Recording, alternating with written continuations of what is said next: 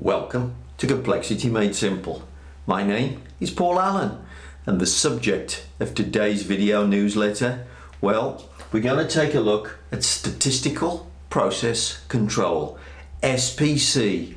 Why should you be using SPC? And as someone who works with clients, manufacturing clients, one of the strongest pieces of advice I could give them is to use Statistical Process Control to understand their processes better. And the basic reason why you're going to use SPC, because you'll make more money if you use SPC. You'll make less defects if you use SPC. Everyone will make better decisions if you use SPC. So let's take a look at the subject. Let's introduce it to you and let's see what will happen potentially if you don't use Statistical Process Control on your manufacturing processes. Now look, your manufacturing processes, if you didn't already know, are big random number generators. So in other words, if you just set them up, take your hands off, and then you measured some feature, some dimension, what would happen if you did that? You'd get basically a random number. So what does a random number generator look like? Well, it sort of does this. So in other words, the process isn't moving. It's not swinging up or down, but you've got that little bit of noise every time you make a part. So for example, if we were molding the top of one of my felt tip pens and we were measuring the diameter in there, of course, the diameter would be fixed around some target, but every one of these that we made wouldn't be identical. One would be a little bit bigger, one would be a little bit smaller.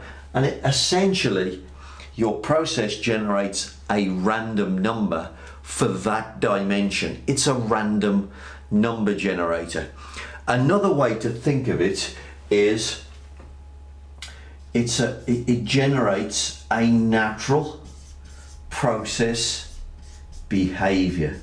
And some people do call these process behavior charts because that's what they're trying to communicate to you. They're trying to communicate the natural process so that you can make better decisions about your process. So Don Wheeler, if you go and look at books, Short Run SPC is a great Don Wheeler book. So if you go and look at that, he will talk about process behavior charts in that textbook. So you have a random number generator. Of course, the problem with a random number generator, you don't necessarily know what's going to come next, but they have certain features that you can use to understand them. One of the features I've just kind of put on this diagram, they have a signal. The signal is the average. So where's the process sitting? Where's the signal? But they also have another feature, which is the more confusing feature. They have the spread here, which is known as noise. Yeah, you might also look at it as, if you look at it as a basic statistic, it's the range that the process is generating. And these are two things that we can take into account from a random number generator. So let's just consider a random number generator that's kind of easy to understand for a second, and we'll use this. We use a six-sided dice. It's one of my favorite random number generators. I often use them in class so that people can understand processes. And of course, like any random number generator, I don't know exactly what's going to come next. But what do I know about my random number generator? Well, of course, I know the average. So the average on a six-sided dice, 3.5. So I know the signal. So let's just put that up there. I know the signal for this random number generator. I also know the noise, so I know the range for my random number generator, which in this case of course is 1 to 6. That's known as the noise. And finally, there's one last thing that I know about my random number generator that I didn't mention here. I know the shape of the data. I know the way the data is going to come at me.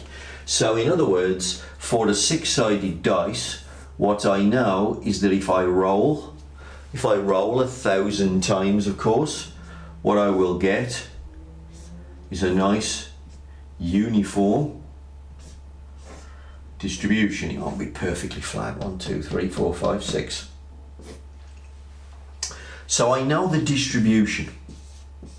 I know the way the data is going to come at me. Okay? And they're the three things that I know. That is my process behavior. That's my natural process behavior. And then what we do is we use the natural process behavior to decide if something is wrong with the process.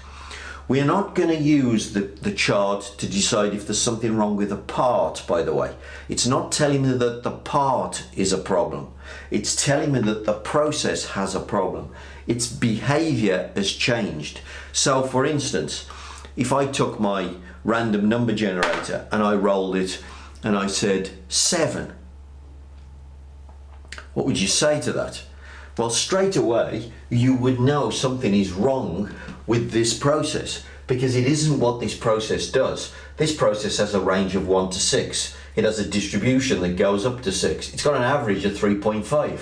If I start rolling 7s, there's a good chance this behavior is going to change and this behavior is going to change.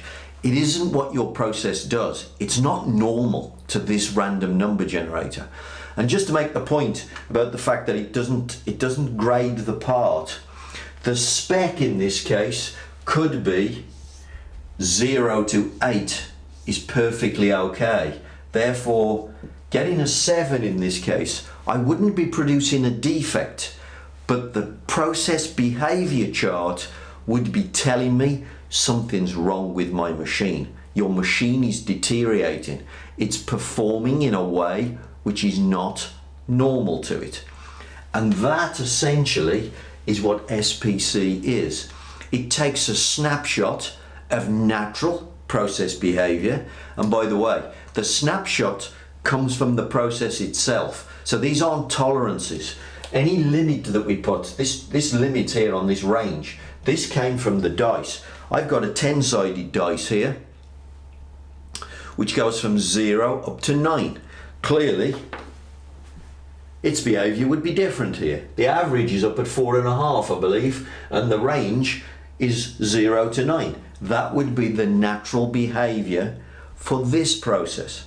And we would use those numbers, those behavior patterns, to judge whether this process is healthy or not. Because that's what it's telling you. Is your process healthy? Is it well set? And is it stable and just producing in a good way? The way it did yesterday and the day before and the day before that. So how will process behavior charts, how will SPC save you money? Well, here's the danger if you don't use them. Let's take the dice here and let's use tolerances instead. Now I'm going to put a tolerance of 1 and 5 on this chart. So in other words, if I roll a 1, I get a defect. If I roll a 6, I get a defect. That's my tolerance. My customer has said, don't send me 1s and don't send me 6s. Now, before I put those tolerances on this chart, we would have been perfectly happy if all these rules had been in play for my normal random number generator. We would have been perfectly happy that my 6-sided dice is performing very well. But we tend to use tolerances. Engineers use them, operators use them, technicians use them, because we tend to want to produce good parts. So we're going to use the tolerance to judge what goes on, and we're going to use the tolerance to tell us whether we should adjust or not. Now, if you look at this process, this is set perfectly well. The defect rate, of course, is going to be 2 in 6. It's going to be 33%. But actually, that's the best we can achieve for this process. The natural process behavior for this process is a minimum defect rate of 33%. Okay, and the chart would communicate that. That's what it's trying to do. It's trying to communicate natural process behavior. But we're going to use the tolerances instead. Now, of course, when we turn the machine on, we get lots of opportunity to roll 2, 3s, 4s, 5s, etc. So we get lots of good product and everything's okay. Operator doesn't worry, doesn't make an adjustment. But of course, then the operator gets a 6. They get a defect. Now, when operators see defects, what do they want to do? Well, they want to adjust. What they're basically doing, look, is they are reacting not to the pattern, they're reacting to an individual data point.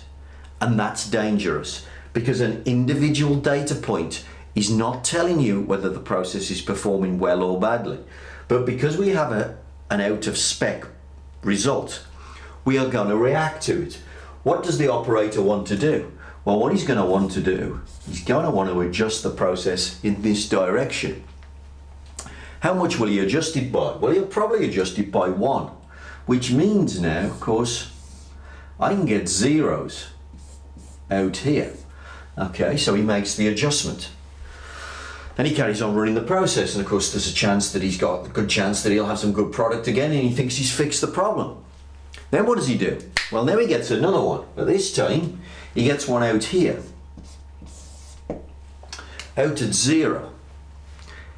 Now what does he want to do? Well, now he wants to adjust it again. Now, this time he's going to adjust it in the other direction, but instead of adjusting it by -1, this time he's going to go in this direction, +2, which means he can get 7s out here.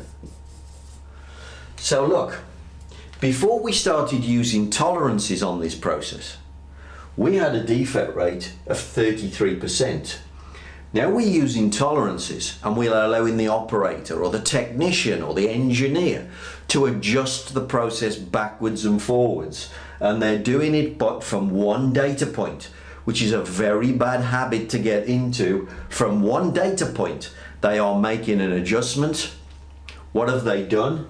They've made the situation worse. They're moving this thing backwards and forwards, and suddenly now we've got a defect rate of 4 in 8, or 50%. Your people are making your processes worse. And this is what will happen if you don't use SPC. Your defect rates will be elevated if you do not use statistical process control. Because what SPC is trying to do, it's trying to communicate the natural picture. Because of course, what an operator sees is a data point at a time. It's a very bad habit to work to one data point. What we want to communicate to the operator is the natural process behavior. And whilst that natural behavior is going on, what will they do? They will take their hands off, they will drink tea and read the paper, because that's the best thing an operator can ever do when they are controlling a process. And that's what SPC helps you to do. Keep your hands off and make more money. Now, of course, the pattern that is happening out on your manufacturing process isn't a uniform distribution. It's typically a normal distribution. And maybe you've got this situation.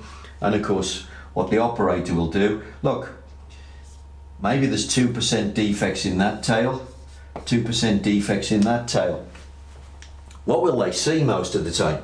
Well, most of the time, they'll see good results, because there's lots of opportunity to produce good results. What will they think they've got? They won't think they've got the black distribution, they'll think they've got the red distribution. But then, of course, there's time when you have to get one there. Now they believe the process has moved when it really hasn't, because they don't understand the signal and the noise coming from their process. They don't understand natural process behavior. So SPC, what's it for? Well, like all of these things, I want you to make more money. I want you to smash the hell out of your competition. Take the equipment that you've paid thousands and thousands of pounds for and get the most out of it and smash your competition to pieces. The best way to make more money, one of the best ways, is to use statistical process control. It will guarantee you get the minimum amount of defects from your process. You don't over adjust the process, and you will make more money. Use SPC. Now, in that video, you heard me use the phrase drink tea and read the paper for your operators. You can see what that means. Good process control means keeping your hands off. If you want to know more, my book is called Drink Tea and Read the Paper. These are all the tools that you could use to make more money. So if you want to go to lulu.com, you can get this book there. You can also get an electronic version. And if anything I've said today you find valuable, you can also donate by just going to Buy Me a Coffee, which is also in the link below.